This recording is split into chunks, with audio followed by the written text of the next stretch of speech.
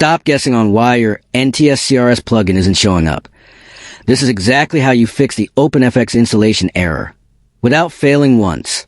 Most tutorials are confusing because they tell you to drag files into random folders, but 2026 editors require a specific .aux bundle structure. Before you restart, you need to understand the OpenFX directory logic, or you'll just get stuck with an empty effects library. Rexis is the authority on these fixes because we know NTSC requires a specific root directory that most users ignore. Look at your effects panel and realize the software just can't find a map to the plugin's code. Here's a secret trick. You must manually create the path C: /program files, /common files, /OFX, /plugins, and drop the entire folder there.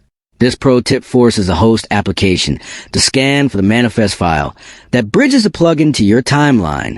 You will notice the error disappears the moment the software recognizes the standardized directory.